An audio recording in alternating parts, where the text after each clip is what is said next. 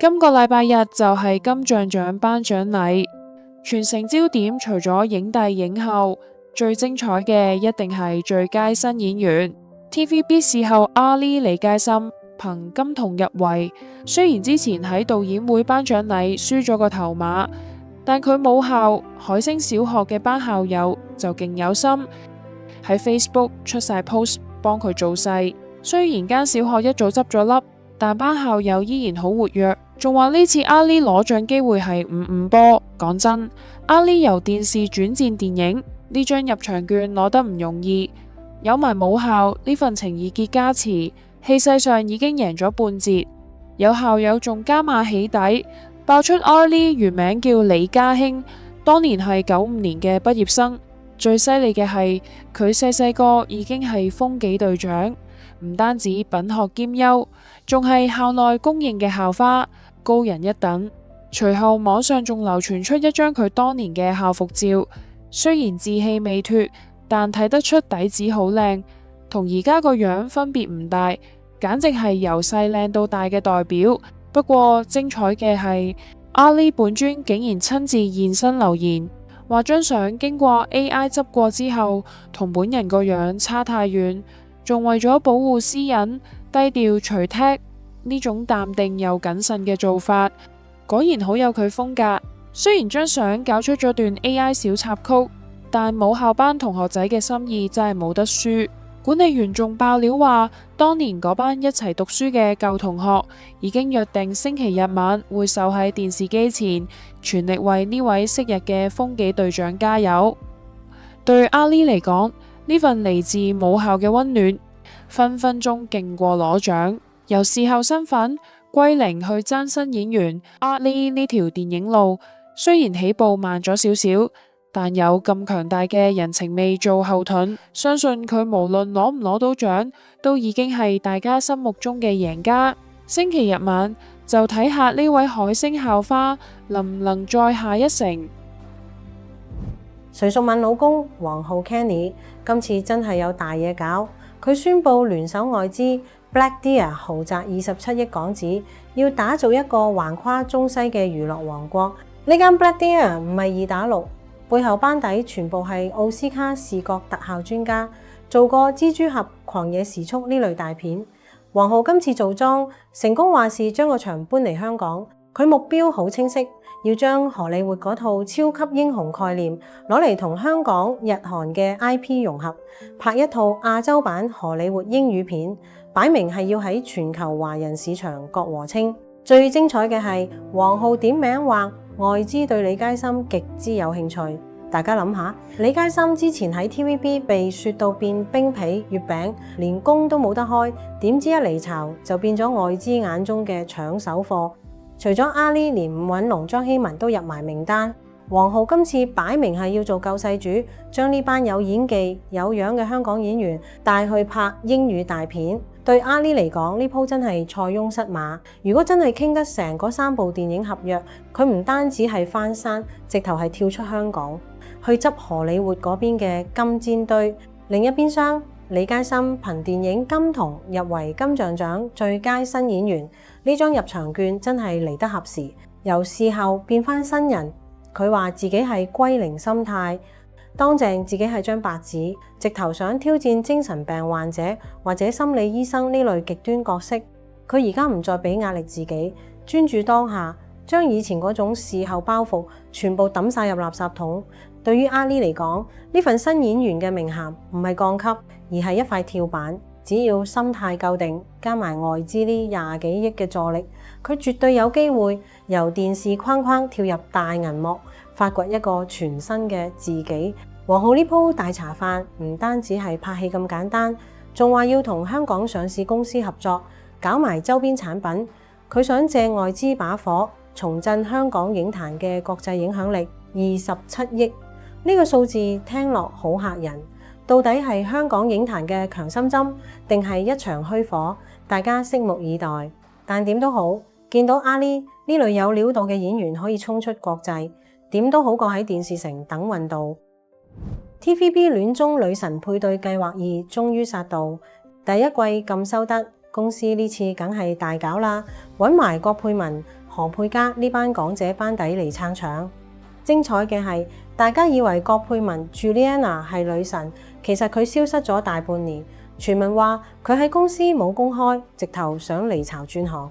今次佢現身發佈會，擺明係要靠呢個節目翻山。喺呢行冇曝光就等收皮。佢呢次出山其實係一場生存遊戲。喺發佈會現場 ，Juliana 自爆已經單身咗9個月。原來佢之前一直收埋個男朋友搞地下情，對方仲要係佢喺外國讀書嗰陣識嘅。兩個人行咗3年幾。不過自從 Juliana 2023年返香港選港姐，入咗 TVB 呢個大染缸之後，Long D 真係好難搞。佢話兩個人因為距離產生隔閡，最後決定和平分手。最絕嘅係佢話分手之後一滴眼淚都冇流過，冷靜到好似睇緊人哋啲戲咁。呢種冷淡人設到底係真性情定係為咗入組做 show 一早夾埋嘅投名狀？既然上得戀綜，Juliana 亦都好大方，公開咗佢嘅4大擇偶標準。第一，身高要1.78米以上；第二，月薪起碼要10萬港紙；第三，要有上進心；第四，竟然話偏愛 bad boy 類型。呢啲條件一出，網民即刻炸晒型，話佢要求真係幾苛刻。大家諗下，月入10萬，仲要係高大上進嘅壞男仔，呢種極品喺香港邊度揾？其實講到尾，佢呢啲條件分明係寫俾莊家睇嘅，要得到女神芳心，冇翻咁上下財力同手段，真係諗都唔使諗。講翻 Juliana 嘅星途，真係典型嘅高開低走。當年落選港姐，大風頭勁過冠軍，入行半年就拍大製作《法證先鋒錄》，仲喺福祿壽做助手，曝光率直逼一線。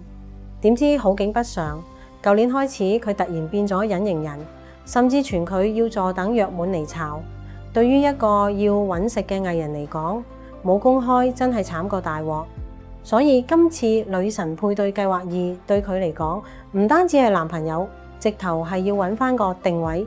如果喺節目度同男嘉賓擦出火花，分分鐘可以割翻一鋪和青，將個勢帶翻上嚟。講到尾 ，Juliana 呢啲咁離地嘅擇偶條件，喺現實中揾唔揾到男朋友，大家心照啦。不過喺電視機前面，呢種高冷女神人設先至有戲睇。佢今次參加女神配對計劃2，到底係真係想揾個月入10萬嘅 bad boy， 定係想借綜藝效應喺離巢邊緣垂死掙扎，搏多一次翻身機會？邊個諗到平時笑口盈盈嘅蔡卓妍，背後竟然挨咗10年地獄？最近佢喺訪談節目爆料，原來佢聲帶出事嗰陣，醫生竟然診斷佢係輕微中風嘅後遺症。當時佢完全失聲，唱歌發唔到音，揾咗勁多名醫都搞唔掂，最後先發現聲帶肌肉張力唔平衡，一邊收縮到長短不一。醫生直指呢種係中風先兆。對於一個頂流歌手嚟講，呢個消息簡直係晴天霹靂，嚇到佢當場傻咗。為咗仲有得撈，佢呢10幾年每次上台前都要打開聲針，夾硬撐住個場。佢坦言嗰段時間係人生最低潮，身為專業歌手，竟然連把聲都控制唔到，嗰種無力感真係邊個明？最令佢心酸嘅係，每次演出完一返到酒店，佢就會崩潰爆喊，覺得自己好對唔住買飛入場嘅觀眾。仲有佢嘅好拍檔阿嬌，因為佢唱唔到，阿嬌要分擔更多部分嚟幫佢執手尾。佢覺得自己連累咗隊友，甚至一度想退出歌壇，唔想再咁樣痛苦落去。好彩天無絕人之路，佢憑內地綜藝節目《浪姐》揾翻團伙，而家把聲終於好翻，事業起死回生，愛情亦都開齋。佢大方認愛細佢10歲嘅健身教練林俊賢 Steven。 講到呢段姐弟戀，蔡卓妍而家成個人鬆晒。雖然男友係運動大師級，但佢就笑住話自己運動就係玩玩下就夠，唔使追人哋個水平，大家各跑各嘅，總會遇到。睇得出佢而家唔再係以前嗰個搏命到中風嘅工作狂，揾到個可以陪佢打網球幫佢減壓嘅避風港，成個人潤晒。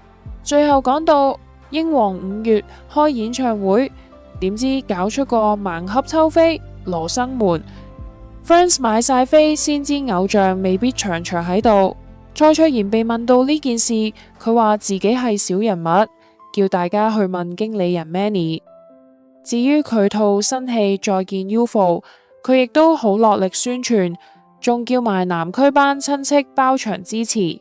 雖然男友暫時未入場，但佢就笑住話等家庭包場先一齊睇。蔡卓妍而家可以話係事業愛情兩得意。